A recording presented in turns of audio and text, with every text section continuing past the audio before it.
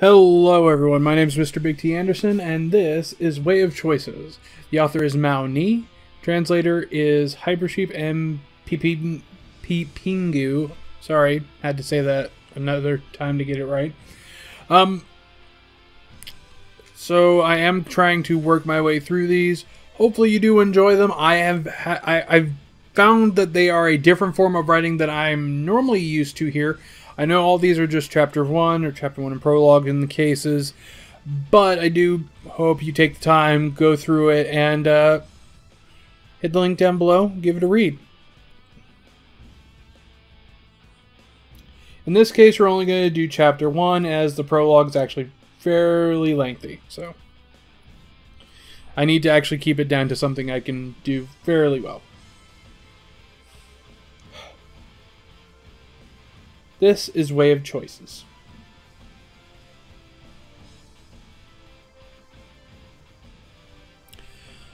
What sort of person is that boy? He's very calm. Although he's been sitting for an hour, his posture has never changed. He only drank a mouthful of tea at the beginning, most likely out of courtesy. Afterwards, he never touched it again. In fact, his first mouthful of tea was only to wet his lips. He's not reserved, but prudent. He thinks deeply, and his mind is very vigilant, so much so that there's a faint sense of hostility. He seems to be a smart person, at least in some small ways. How old is he? 14. I remember that he should be around that age. It's just, his expression is too calm. He always looks like he's somewhat older. He's just a normal person. Yeah, his ki is ordinary. It's obvious that he hasn't even undergone purification. Although we can't judge his potential, he's already 14. Even if we were to cultivate the Tao anew, his future prospects would still not be too good.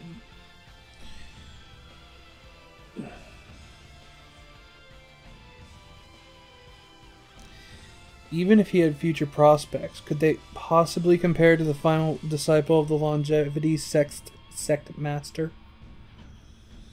Madam, could it be that the marriage contract is real?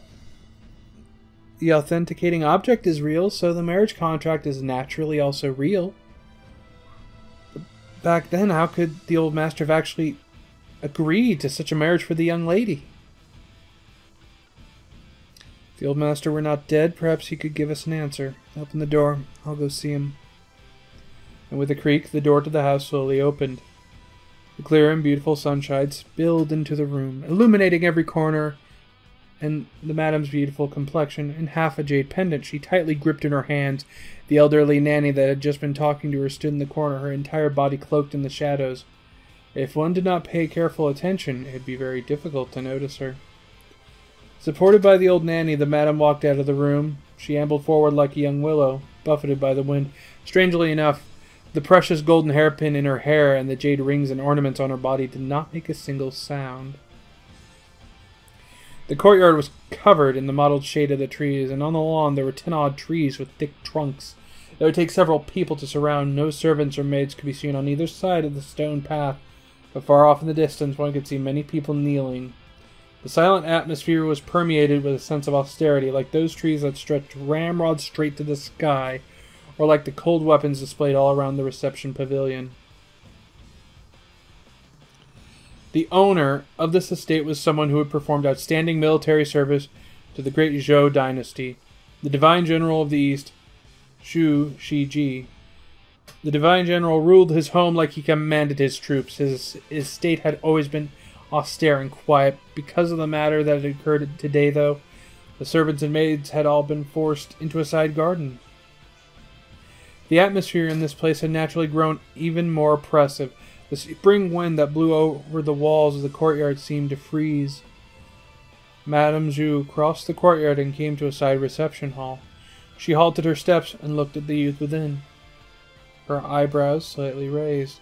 The youth was dressed in old Taoist clothes that had been washed until they were white.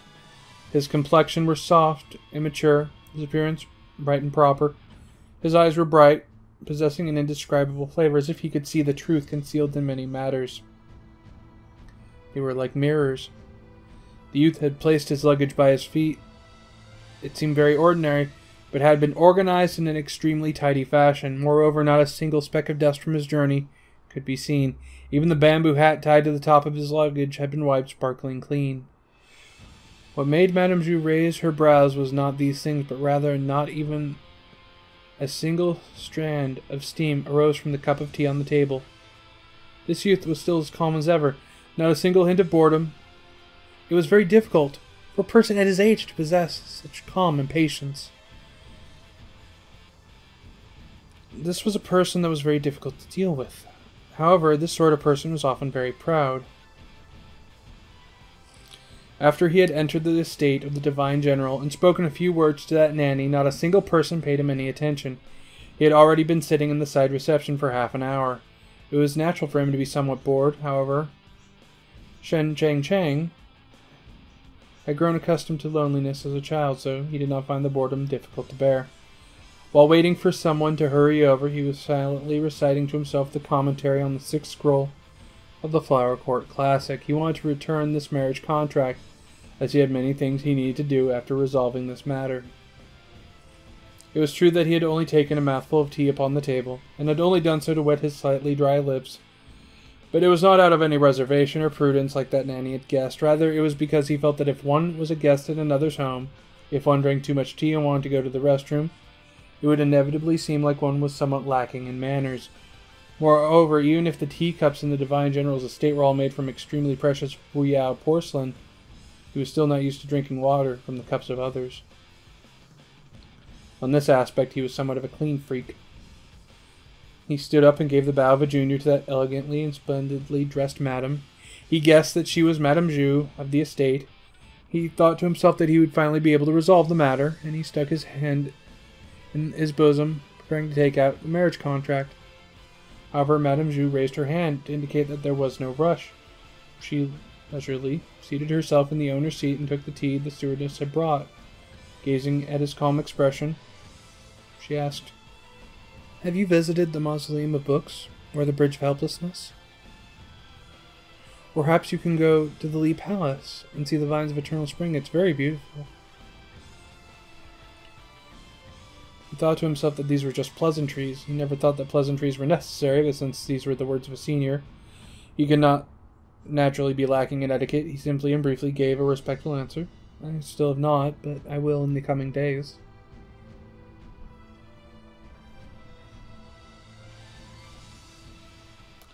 Madame Zhu's hand that was carrying the lid of the cup stopped in midair as she asked, "So, what you're saying is that as soon as you arrived in the capital, you came to the General's estate?" The boy sincerely answered, "I didn't dare delay in the slightest. So it was like that." She raised her head and coldly glanced at him. She thought to herself, some impoverished youth from the middle of nowhere was actually not attracted by the magnificent sights of the capital, but directly came here to discuss the engagement. For his thoughts to be so earnest is truly laughable. He did not understand what the words "so it was like that" were about. He stood up and once again stuck his arm into his bosom, preparing to return the marriage contract to Madame. Since he had already resolved himself to this, he was not prepared to use any more time to think about it. Yet his actions once more caused a misunderstanding. Madame looked at him and her expression grew even more cold. "I will not agree to this engagement. Even if you take out the marriage contract, it will be meaningless." He had not anticipated that he would hear these words and stood blankly for a moment.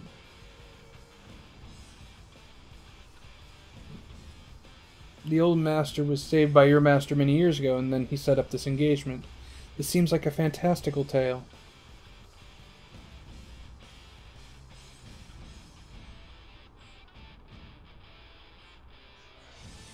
Madame Zhu looked at him with a cold expression and said, "But in reality, it is a fantastical tale that can only be found in plays and operas. It's impossible for such a thing to occur in the real world. Besides, those imbecilic gentlewomen, who would believe it?"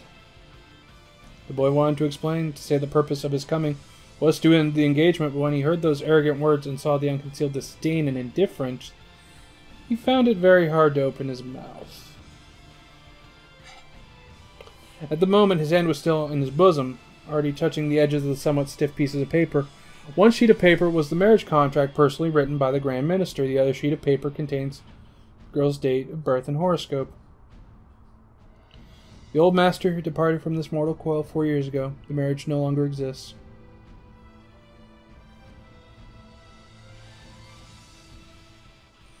Madame Zhu looked at the youth in front of her and continued. I know you're a smart person, so let's speak like smart people. The matter you want to ponder at this moment is not continuing this marriage, but rather to carefully consider what sort of compensation you can obtain. What do you think about my suggestion? The boy took his hand out, instead producing the marriage contract, and he let his hand hang by his waist. May I ask why? Why? That is not a question a smart person would ask.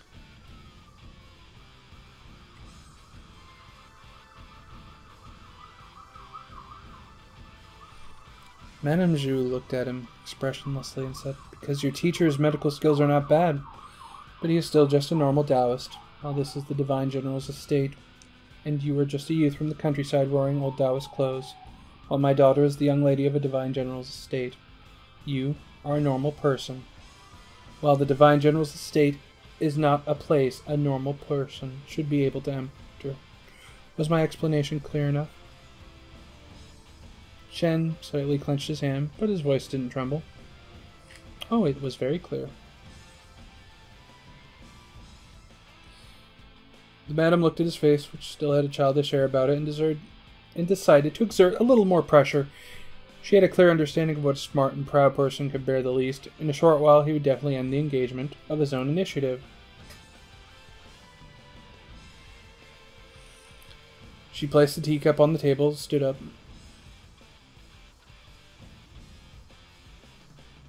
Tea on the table before you is butterfly tea. Picked before King Ming. 5 taels of silver can only buy 1 tael of tea. This teacup came from Wu Yao and is even more expensive than gold. The tea is cold and you don't drink it. Perhaps this means that it is not your fate to drink this tea. You're just a blade of grass, mired in the mud. You're not porcelain, just rubble, and you want to use my Divine General's estate to change your life? My deepest apologies, although it makes you very happy, it will make me very displeased. The madam's voice was very calm. It was not deliberately overbearing, yet it pushed one down to the ground. She had not deliberately placed herself on high and looked down. Yet it made one feel like an ant on the ground being peered at from the sky, and all these emotions were accurately conveyed to him. This was an unconcealed humiliation, especially that line about using the Divine General's estate to change his life. To any arrogant youth, these were all unbearable criticisms. In order to raise their head high and proudly take their leave, many people would choose to angrily retort, then take out the marriage contract and tear it in two. Then they would throw it at the feet of the madam and maybe even spit on it once or twice. That was also the scene Madame Zhu wanted to see. If the marriage contract were not so special, if she had any better way. Was there any need to act like this today, to consume her mind on these words? The side reception hall was silent, without a single sound, and she coldly watched the boy waiting for his anger. And yet, the situation developed in a way that completely surpassed her expectations. Chen looked at the madam and calmly said, In truth, madam has misunderstood. I came to the Divine General's estate so that I could return the marriage contract to the estate. I had originally come to end the engagement. The entire hall was filled with silence. Wind blew in from the garden, brushing against the old bamboo under the gallery and making it swish. She was a little astounded. Can you repeat it again? She did not realize that her voice had become somewhat anxious and somewhat relieved out of surprise and disbelief. Regardless of whether this youth was not willing to lose face and said this on purpose, or if he had really come to end the engagement, they were all things she wanted to see. Chen looked at her and sincerely said, In fact, I came to end the engagement. In a corner of the side reception hall, the face of that nanny who had seemingly vanished for a long time changed. Madame's expression didn't, but her palms lightly rested on her chest, and in this instant, the entire Divine General's estate seemed to have become much more relaxed. But Chen's expression grew solemn. He said, But now, I've changed my mind.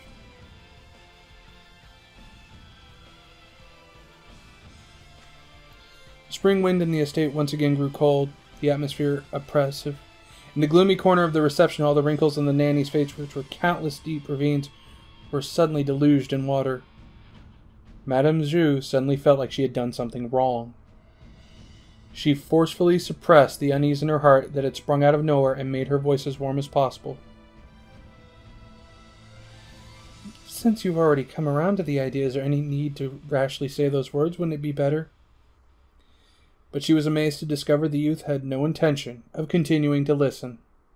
He took up his luggage from the ground and put it over his shoulder, and walked right out of the reception hall.